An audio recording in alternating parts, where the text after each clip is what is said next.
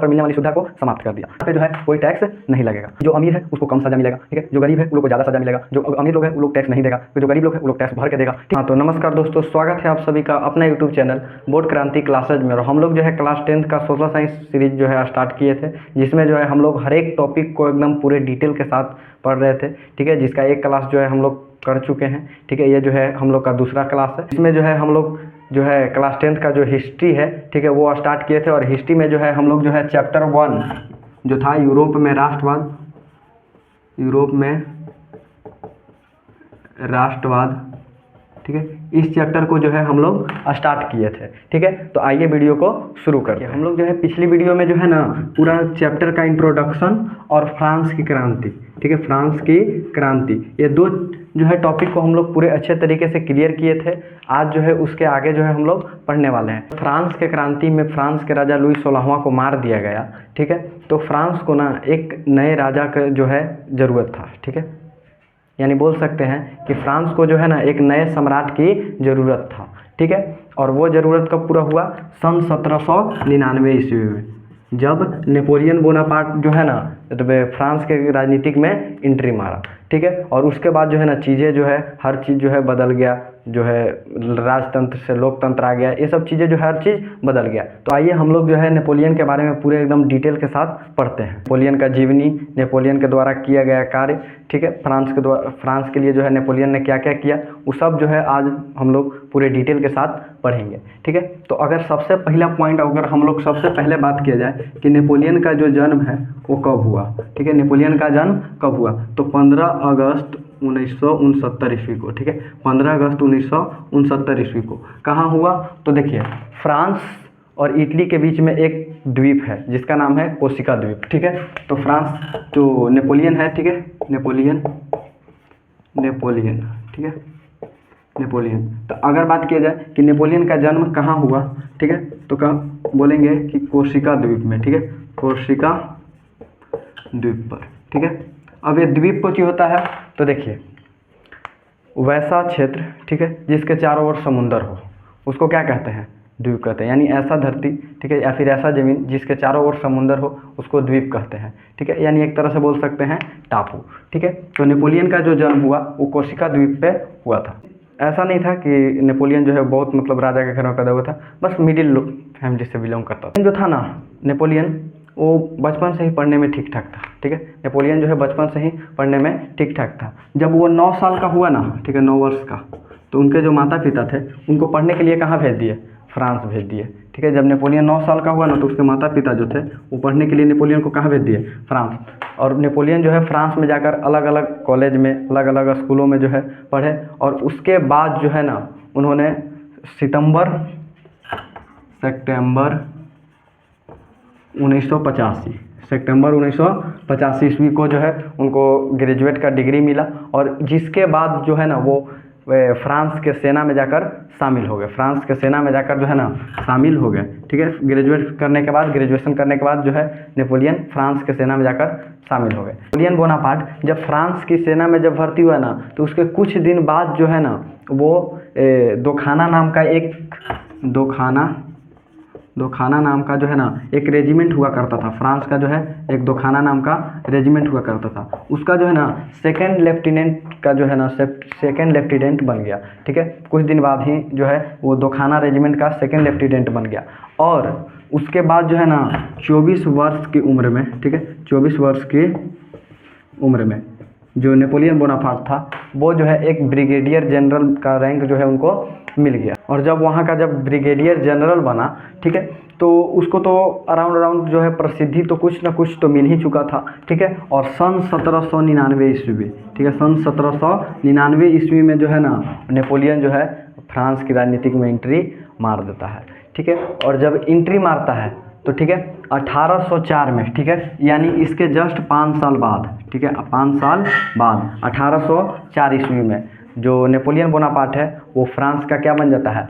सम्राट बन जाता है। फ्रांस का सम्राट बन जाता है, ठीक है, फ्रांस का सम्राट बन जाता है, ठीक है। कब? 1804 ईस्वी में। पढ़ने वाले हैं कि नेपोलियन जब फ्रांस के गद्दी पर बैठा तो कौन कौन से जो है ना अच्छे काम किए, ठीक है, उसको जो है हम लोग आज पढ़ने वाले हैं। ठीक है, तो देखिए उसमें सबसे पहला जो काम किया था ना, वो किया था कि वो जो है नेपोलियन संहिता को लाया था। ठीक है, जब राजा बना 1804 ईस्वी में, फ्रांस का जब वो राजा बना 1804 ईस्वी में, तो सबसे पहले जो है ना वो नेपोलियन संहिता लाया, जिसको जो है हम लोग नेपोलियन कोड के नाम से भी जानते हैं। नेपोलियन कोड कहो या फिर नेपोलियन संहिता बोलिए, ठीक है, दोनों एक ही बात है। ठीक है, तो आइए हम लोग जानते हैं कि नेपोलियन संहिता आखिर क्या था, इसमें क्या क्या चीज़ें थी। ठीक है, कौन कौन से जो है नियम कानून में बदलाव किए गए थे। ठीक है, तो देखिए इसमें जो सबसे पहला जो बदलाव किया गया था ना, इसमें जन्म के आधार पर मिलने वाली सुविधा को समाप्त कर दिया गया था। ठीक है, यानी कहने का मतलब है कि फ्रांस में जो है ना, कहने का मतलब है कि फ्रांस में जो है ना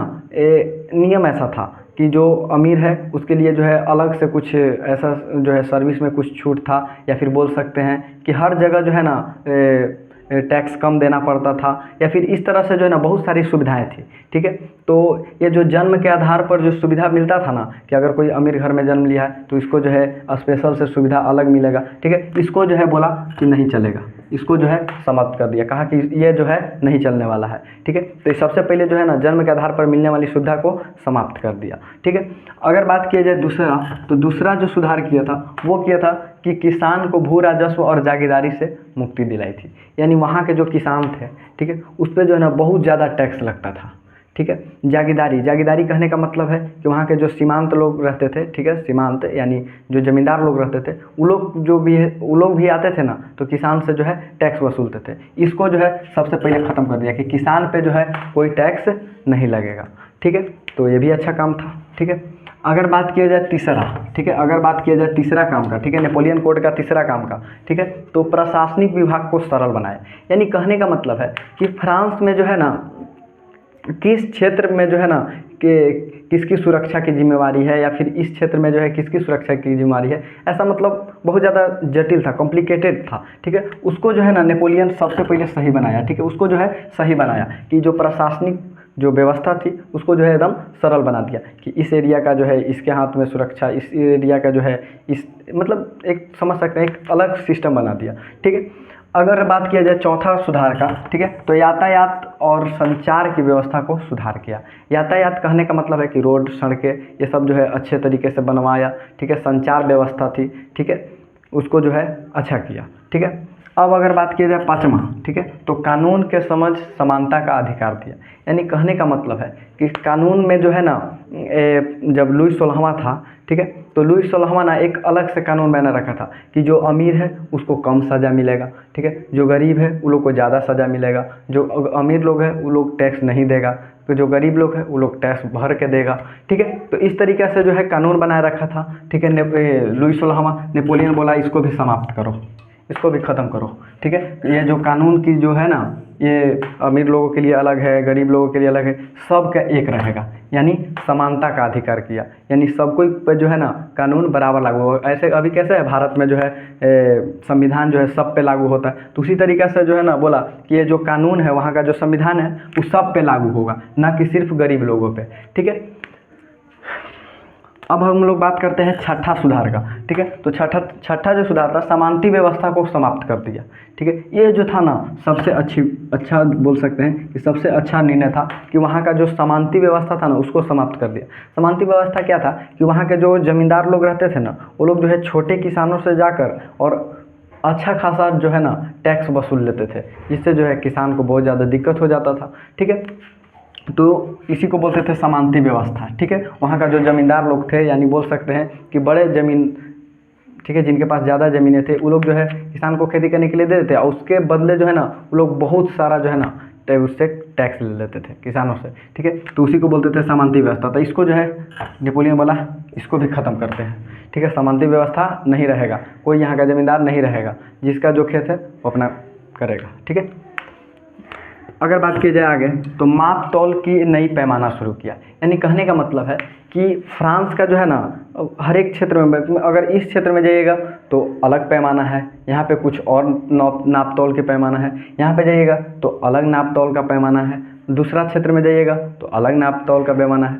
नेपोलियन बोला ये सब कुछ नहीं होगा, सीधे जो है ना एक नाप तौल का पैमाना बनाया कि जो है सब पूरे फ्रांस में जो है ना यही पैमाना लागू होगा। ठीक है, उसके बाद में बात किया जाए 8वां, ठीक है, तो नई राष्ट्रीय मुद्रा चलाया, ठीक है। मुद्रा यानी कहने का मतलब है कि फ्रांस में जो था ना, यहाँ का पैसा अलग है, वहाँ का पैसा अलग है, तो इससे बहुत ज़्यादा देश में दिक्कत होता है। आप ही सोच के देखिए ना कि भारत में लगभग 28 देश हैं, ठीक है। अगर 2800 देश का करेंसी यानी मुद्रा अलग अलग हो जाए तो कितना दिक्कत होगा। अगर कोई बिहार से उत्तर प्रदेश जाएगा, उसको जो है सीधे मुद्रा जो है चेंज करवाना पड़ जाएगा।